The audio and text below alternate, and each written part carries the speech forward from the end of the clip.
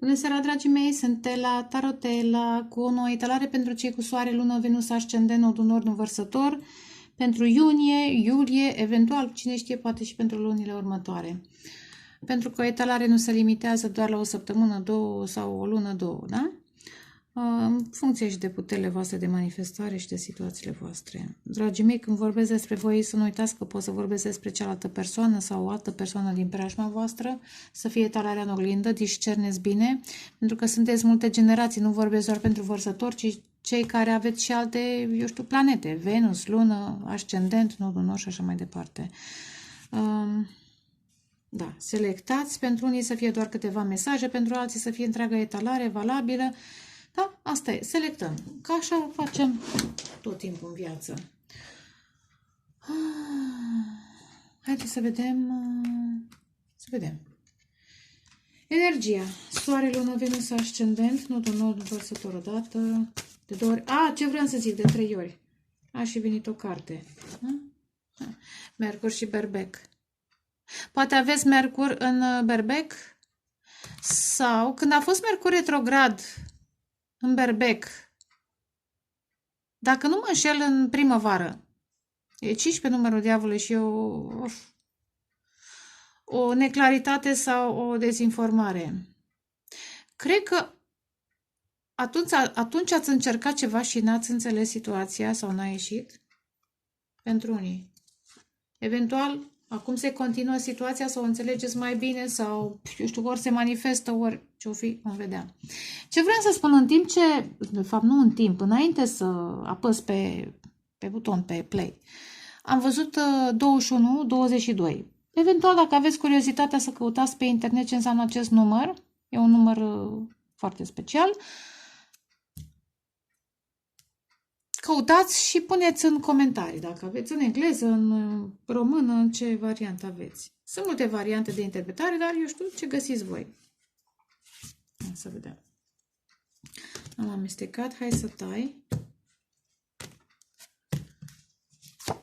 Pluto învărsător, ha, ce chestie și de-am tras în... Apropo, 22. 21, încheiați un capitol din viața voastră, acest Pluto vă va răscoli întreaga casă, depinde ce aveți. Că dacă aveți ascendenți, poate să vină deocamdată pe subconștient, pe casa 12 și apoi pe prima casă a fizicului. Pentru Capricorn a fost destul de greu în ultimii ani, cu Pluto în Capricorn, acum începe cu Vărsătorul. Da. 21-22. Încheiați un capitol și deschideți un altul. După această transformare vă veți regăsi stabilitatea într-un mod divin. Între 17. Apropo, vindecare. Că Pluto aduce vindecare, dar vindecarea asta e cu dureri. Interesant. Cu dureri. Apă, pești. Marte și Pluto pentru cineva? Pentru cei care vă cunoașteți harta natală, Marte, Pluto să însemne ceva, dar când Marte și Pluto se asociază, acțiunile acestui luptător devin foarte obsesive, obsedante, dorința de a cuceri, de a învinge, de a, eu știu, poate chiar și de a ataca, variază. Tocmai pentru că este nevindecat. În momentul în care este vindecat, situație total diferită, dar hai să vedem vărsători, soare, lună, eu, Terezele de bătăi, În primul și în primul rând vă găsiți autoritatea după probleme financiare, după traume din copilărie, despărțiri, divorțuri sau mama și-a crescut singură copii și a trebuit să muncească, ori se întâlnește cu un bărbat care o poate ajuta, dar nu e doar asta pentru unii. Pentru unii poate să fie. Pentru alții este energia masculină în care unele dintre voi trebuie să intrați ca să vă creșteți copilul, să vă manifestați stabilitate în viață. Da, interesant, acasă. Să vă cumpărați o casă, unii dintre voi. Interesant. Și eventual vine acest cavaler, rege, ce-o fi. Hai să mai vedem. Ideea este că cineva acționează înspre voi. Cred, simt, asta simt. Sau își dorește. Hai să vedem. Vărsători, o dată, de 2 ori, de 3. Not today, Satan. Asta aud. Nu astăzi, Satan. Interesant, vă concentrați, unii dintre voi vă concentrați pe muncă, pe rezolvarea responsabilităților și refuzați orice tentație. Asta am simțit pentru unii. Acum rămâne de văzut ce mai fi. Regele de putere vine, deci vrea să iasă în evidență. Insistent. Îndrăgostiții. Uf. Regele de putere poate să fie guvernat de Marte. Dacă e berbec, interesat Marte și Pluto, poate avem ceva, vreun scorpion. Pentru unii. Berbec, leu, săgetător. Uite, săgetător, ia uite, gemeni. Temperanța. Și 3 de bătăi. Interesant. Da, cineva s-a îndrăgostit. Dar interesant, vedeți, aici este tot îmbrăcat în roșu, însă un pic mai dezbrăcat. Nu de caracter, renunță la aere, aud. Interesant, apropo transformarea asta. Renunță la, nu neapărat aere, glumesc, renunță la coroană, la scuturi și rămâne doar cu câteva elemente care îi mai mențin din autoritate. Dar vedeți, interesant, și acesta este mai sumar îmbrăcat.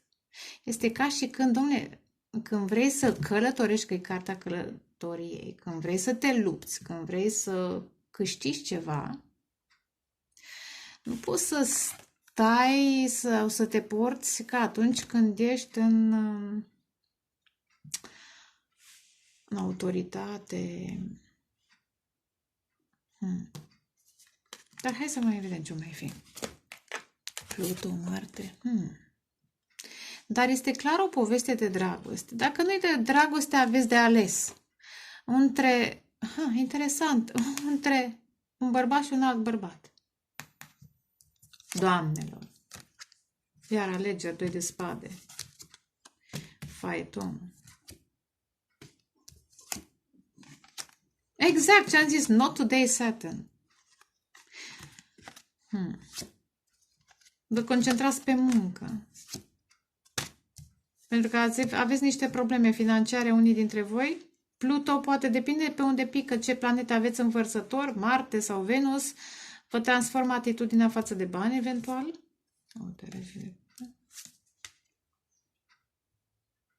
Vreți să vă vindecați de niște trădări?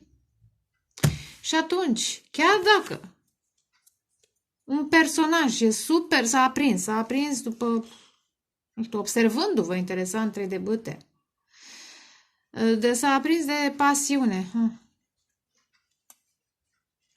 Atracția asta care este între voi, bărbat, femeie, orice ați fi, este foarte intensă. Cu Pluto și cu Marte, obsedantă. Obsedant. O să vedem ce cărți apar la clarificări. Posibil cu faetonul și cu 3 de bâte să fie distanță, dar nu obligatoriu. Dar dacă e distanță, acest personaj știe că trebuiește să răcuțul de el să se tempereze. Altfel, cu Marte, acuș ar sări pe voi, credeți-mă. Acum, dacă sunteți bărbați, probabil că recunoașteți scenariul. Pentru unii, nu pentru toți, da? Nu citeți pentru toată lumea, pentru unii care rezonați cu această variantă. Dar simt că e posibil să aveți de ales cu Trăgostiții și 2 de spate între 2 persoane. O persoană care v-a creat confuzii și de fiecare dată când vine faetonul, 7 de cupe. Când vine, în loc să aducă vindecare, steaua, că faetonul merge către stea, uite și aici 17 de la stea, în loc să aducă vindecare, aduce confuzii. Probabil marcaj puternic în rac, cu faetonul și cu 7 de cupe, ceva scorpion, da? Și pe acest personaj sunteți pregătiți, că ați trecut prin prea multe și, repet, vă concentrați, dom'le, eventual, poate, în momentul în care ați relaționat cu ei, ați avut o scădere financiară, poate v-ați întâlnit la locul de muncă, citesc un pic înainte și apoi, da? V-ați întâlnit într-un context, munceați la ceva și implicarea sau prezența acestui personaj nu știu de ce simt să zic, cum aș fi zis, not today, Saturn. Prezența aceasta poate vă pune într-o stare de visare, de speranță stupidoidă, scuzați-mi cuvântul, da, așa sunt ghidată sau poate nu ar fi, poate este pur și simplu reacția mea. Ați avut niște pierderi financiare, Regele de Cupe. Posibil personajul să vă iubească, dar să nu știe cum să reacționeze. Interesant cum vine mesajul. Foarte posibil și asta. Și din cauza asta să vă simțiți trădați. Dar este iar foarte posibil cu Regele de Cupe, Faetonul și 7 de Cupe, cineva să aibă un marcaj. În semn de, și cu 10 de spade, în semn de aer, apă, ceva pământ, să zicem, să nu știe cum să vă ia, să nu știe cum să-și exprime, eu știu, atracția, ce are de exprimat. Dai cu bâta în baltă. Dacă v-ați întâlnit la locul de muncă, să mai fie alte persoane prin preajmă, efectiv nu știe acest personaj, da. Ar vrea să investească, dar nu știe.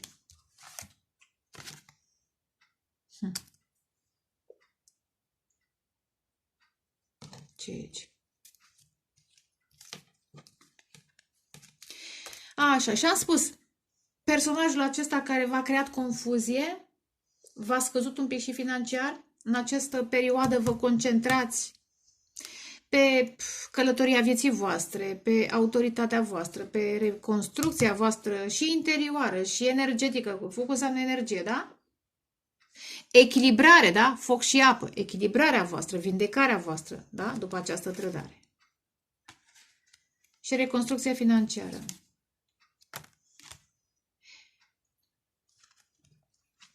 Vă recreați cu artistul, interesant, unde era? Da. Lăsați în urmă apele tulburi și vă recreați viața. Dar mă opresc aici, pentru că aici ar trebui să mă concentrez. M-am dus un pic mai departe. Deci, e o tăcere între voi și o anumită persoană. Steaua, interesant. E și distanță, nu e? Faetonul merge către stea, eremitul merge către stea.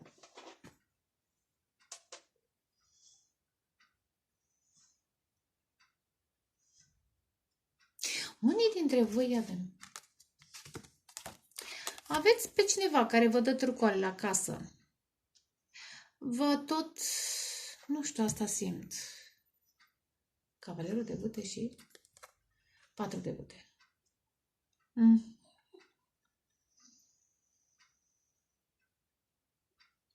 E un personaj probabil mai tânăr, cel despre care cred că am vorbit mai devreme.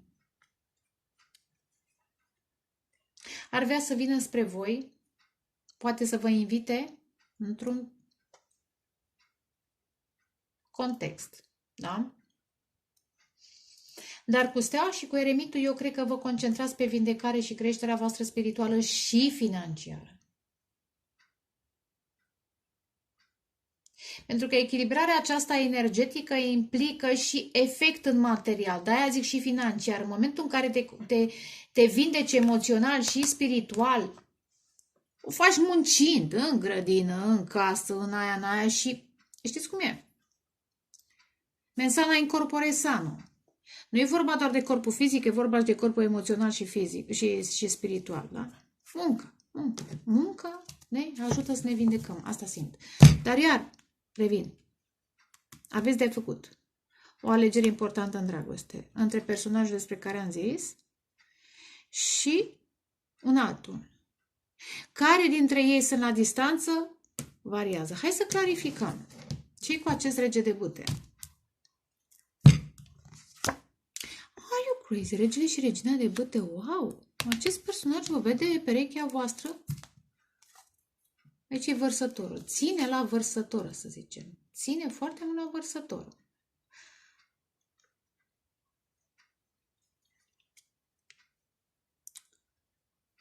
Este foarte posibil până acum să nu fie arătat, dar să vrea să arate. Nu simt că ar fi într-un cuplu. Cred că vă vede pe voi cuplul perfect sau... Da. 4 de monede și regele de spade ține la această idee, că spada înseamnă gând, idee, că voi doi sunteți foarte potriviți. Ia mai doamnă, îndrăgostiții. Magician, mai, se pune de o poveste plutoniană. Ha! Intensă cu Marte, cu Pluto. Ui. Manifestați o dragoste. Asta e, manifestați o dragoste. Îndrăgostiți regele și regina de bâte? Ia uite. Am zis că cineva vă observă. Posibil 2 și 3 personaje o să fie de la distanță. Ia mai dăm, că-s foarte temperanța. Cavalerul de monede. Și acesta vine greu și interesant, clarifică temperanța, care reprezintă pas cu pas, încetinel, încetinel. Da? Încearcă să se tempereze pentru că vrea să fie demonstrativ cu cavalerul de monede. Vrea să investească în voi. Acum înțelegeți și voi cum vreți. Dar cu monede s-ar putea să investească și un bănuț. Glumesc. Dar nu glumesc. S-ar putea să investească și ceva energie. Energie. Băi, fiecare după puterile sale. Interesant și apare puterea. Fiecare investește după putința sa. Nu. Puterea, moartea, judecata și conflictele în legătură cu acest nou început. Uite, regele de spade pe care l-am văzut mai devreme, când am clarificat cuplul. Regina de cupe. Și marele preot. Pentru unii să fiți într-un cuplu și să apară o altă persoană care va atrage foarte intens cu puterea și cu moartea și cu judecata. Uite, Pluto, Scorpion, Leu, Fecioară, cărți foarte intense. Dar care pot să creeze și conflict interior și în voi, și în personajele astea, și în altele.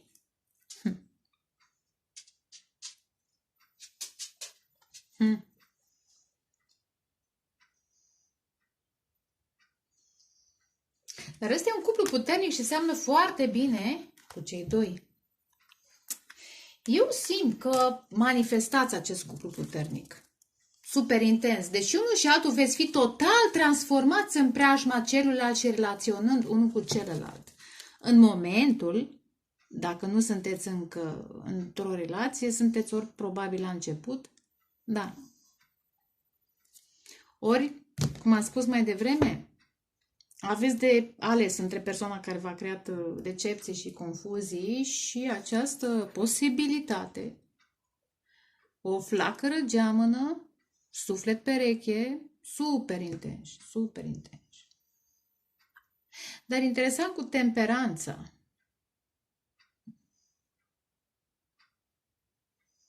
Intenși, intenși, dar vă și vindecați unul pe celălalt. Ia dă-mi trebuie de bâte.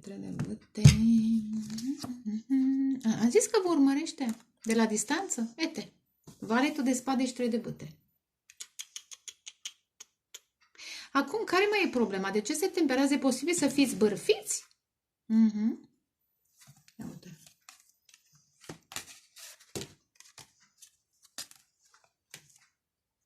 Am spus adevărul. Este posibil să fiți bârfiți. Acum ce mai simt?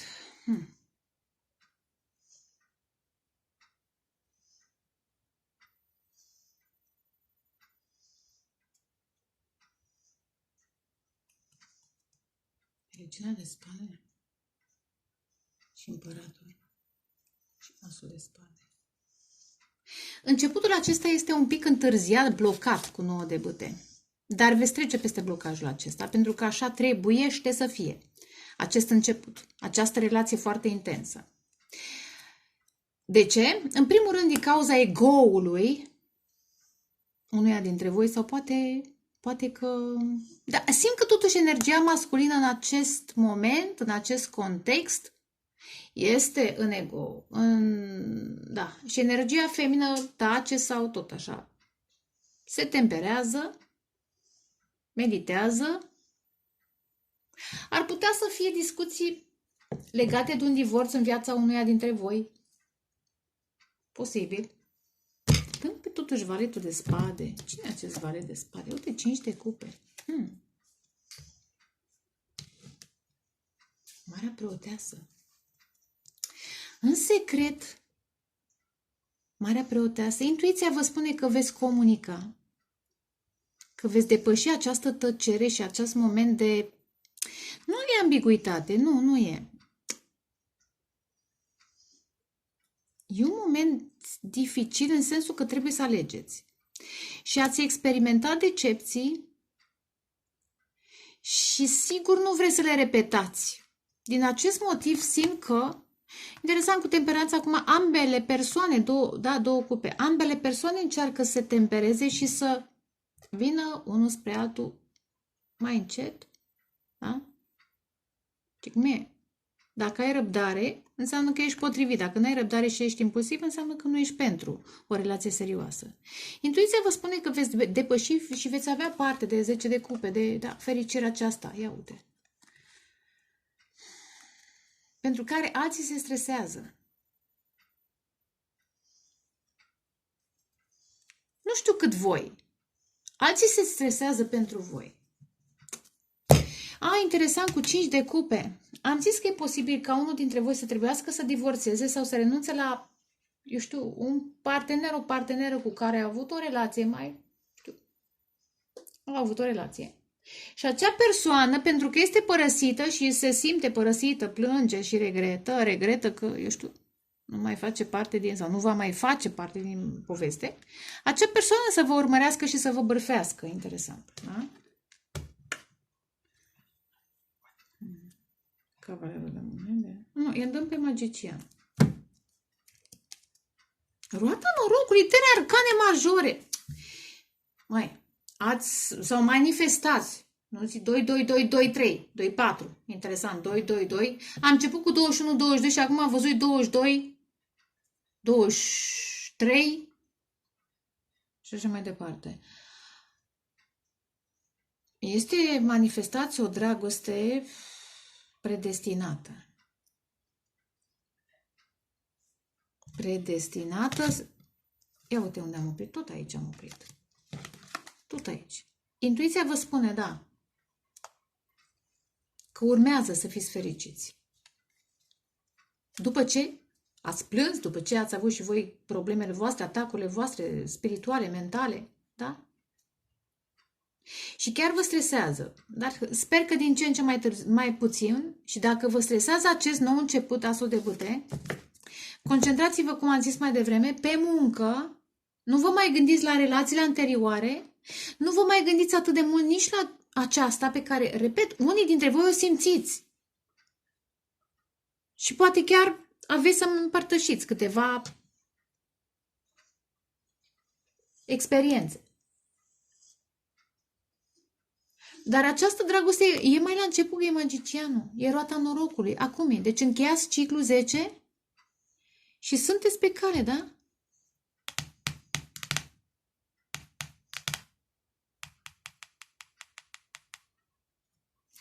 Acum, dacă tot, hai, cât am vorbit. Ia dă și pe ăștia doi, regele de bâte și regina de bâte. Încă o carte. E nouă, e o nouă relație, clar. Deci, asul de bâte pe 2. Da? Ce poate fi mai frichi-cichi? Da? E nou, e relație nouă. Ăsta e adevărul. Ia uite. Care vă poate echilibra financiar. Ia uite. Vine neașteptată, posibil să fie la distanță, posibil să fie online, dar vine după... E uraniană și plutoniană în același timp. E șocantă și pentru voi și pentru alții. Pe de-o parte vă aduce vouă echilibru, dar aduce dezechilibru altora, așa că zic. Hai acum pe temperanță și cavalerul de monede, că tot n-am clarificat pe toate de câte 4 de cupe. Patul de cupe de obicei refuză, dar nu simt musai că a refuzat. Cred că, iar, se gândește, își ia timp. Da, mă, să iau, să accept sau să nu accept? Să accept sau nu accept? Am zis, decizii. Decizii. Și magicianul este Mercur, gândire.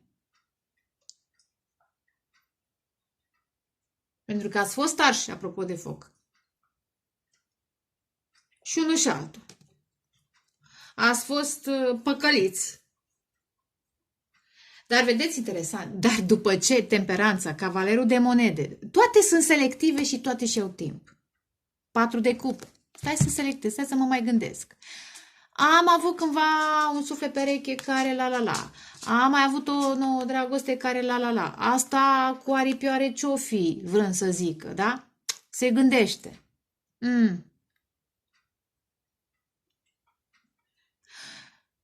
Dacă îi dau timp, o să văd dacă, apropo de temperanță, este divină, este sănătoasă sau e la fel de dezamăgitoare ca celelalte. În momentul în care veți alege rapid. Da? Comunicare rapidă, cavalerul de spade, valetul de cupe, da? Valetul de monede și regele de monede, da? 3 cărți care reprezintă comunicare, din care vreo 2-3 care reprezintă stabilitate. Și cei care pun bețe în roată și cei care, da, mai bârfesc, asta e. Vor fi lăsați în urmă, că n-ai cum, e 8 de cupe, da? Îi lăsați în urmă. Pentru că intuiția vă spune că trebuie să mergeți 8 de cupe, da? 8 de bâte. Spre fericirea voastră, dreptul vostru să fiți fericiți. Dar asta simt. Povestea este destul de nouță. Dar aici e cu Pluto. Te și sperie, e super intens. Marte și Pluto. E freaky, cheeky. Mă mir că n-a apărut 8 de spade. Da? Nu-i nevoie, avem Pluto aici. 3 arcane majore. O dragoste pe care ați manifestat-o, care vă schimbă. Vă scoate din energia aceea tristă și vă pune în mișcare, vă ambalează. Dar, înainte să apăsați pe viteză, mai știți cum e, mai apăsați un pic și pe ambreiaj, mai încălziți motorul. Vă luați timp de gândire. Iar între timp, am zis, cei care știu, simt, anticipează că vor fi lăsați în urmă, că e un 3 de cupe. Poate chiar am văzut și 5 de bâte. Vor mai fi și alte persoane.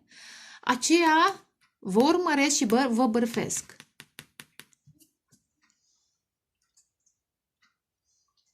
Însă mai am o altă variantă. Dacă unul dintre voi a refuzat, am văzut, dați în urmă, era împăratul cu regina de spade. Împăratul cam cu nasul pe sus. Energia masculină cu nasul pe sus. Și am zis că în viitor nu se dezbracă de caracter, își mai renunță la aere. Da? Renunță la coroană, la tron și la alte chestiuni. Asta pentru că voi tăceți, le lăsați timp să gândească și s-ar putea la un dat să se gândească, totuși asta e cu aripioare, e divină, da? Aripioare aici, e divină, e solidă, nu cere validare, persoana aceasta nu aleargă, nu mă hărțuiește, nu mă vânează. E o chestiune, da? E în autoritate ca mine, motherfucker. Adică, băi, dacă sunt rege, am de-a face cu o regină. Dacă sunt regină, am de-a face cu un rege. Dar regele ăsta și unul și altul, cred că sunteți obișnuiți să fiți vânați. Și mai ales energia masculină, cred că e obișnuită să fie vânată pentru sex, pentru bani, pentru ce o fi având poziție. Și la un dat va avea acest gând. Dar dacă pierd, ce mă fac?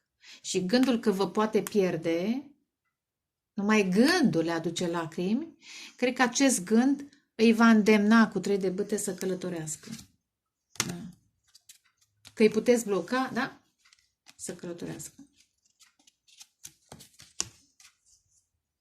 Și acum văd altfel varianta și să se lupte pentru acest vis.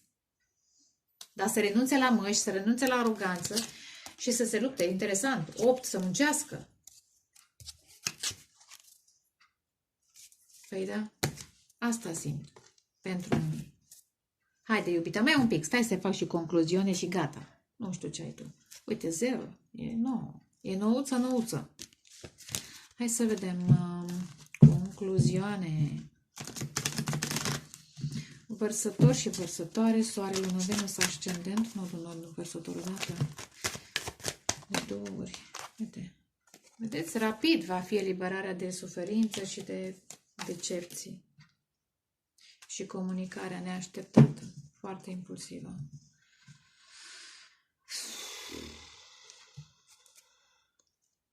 Ia uite. 3 și cu 1, 4.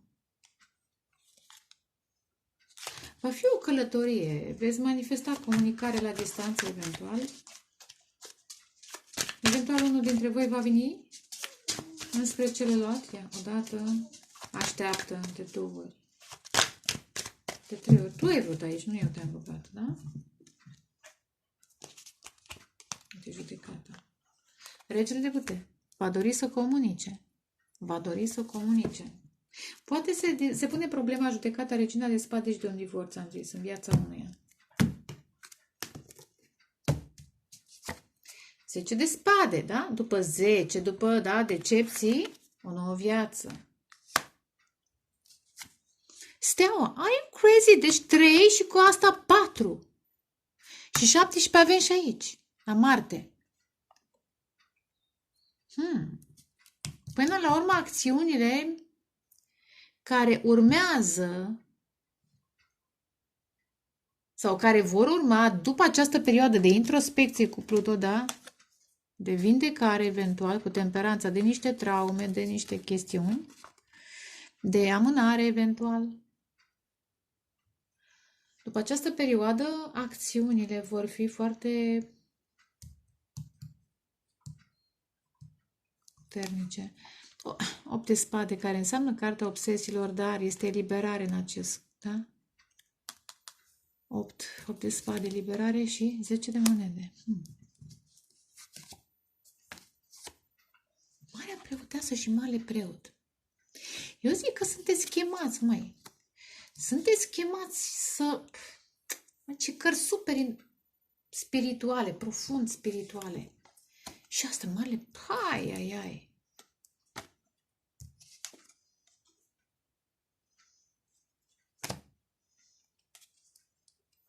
Am zis, intuiția unora vă spune că acest masculin e posibil să mai fie încă căsătorit și să trebuiască să divorțeze în această perioadă de tăcere.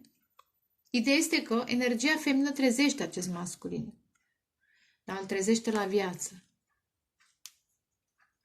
Îl ajută să se elibereze, să se transforme. Ia uite. Și să-și cucerească, simt să zic, fericirea. Asta îl transmit. Dar, ia uite, de bâte va fi comunicare. Alegeri. Ia dăm pe 8 de spade de curiozitate. 8 de spade. Regele de bâte. Am zis, energia masculină are tendința aceasta să fie mai obsedată, dar cred că intențiile sunt bune. Este o obsesie, așa îmi pare mie acum, o obsesie sănătoasă. Da, uitați că vrea să construiască o casă, o relație solidă. 10 de spade, ce este 10 de spade? Imediat mai muriți, așteaptă un pic. 9 de spade și 10 de... Da? Înfruntarea demonilor. Poate este o boală, poate este un stres, un triunghi, să zicem, sau, eu știu.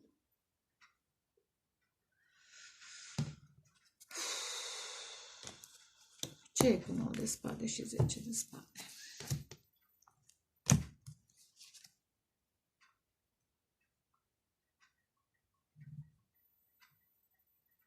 Frica zilei de mâine a uneia dintre voi. Da. Deci, în principiu, cu stea, mai dă și pe stea. Ia uite, Păi, ce înseamnă? Asul de monede va fi o nouă relație. Această nouă relație este tot ce este predestinată. Această relație este predestinată, clar. Veți lăsa în urmă, da, trecutul și veți merge către perechea divină. Mai 10 de monede. Ia uite, cavalerul de spade. Și la regina de bâte. Cineva din familia unuia dintre voi se va lupta, se va pune contra, dar nu are succes, pentru că sunteți făcuți unul pentru celălalt. Vor fi. Pentru că, repet, acest masculin se va lupta și el. Aici văd pe masculin. Pe rege. Regele are cal, celălalt nu are, e doar un valet. Din familia, din jobul, din colectivul sau comunitatea acestui masculin, care va alege femeia sa, zic divină, e femeia sa predestinată, să nu zic divină. Deși, cred că la un moment dat vor apare și împăratul și împărăteasa. Femeia sa predestinată. Cam atât. Sper că v-a plăcut, vă doresc dragoste, pace, creștere spirituală. Ceau, ceau!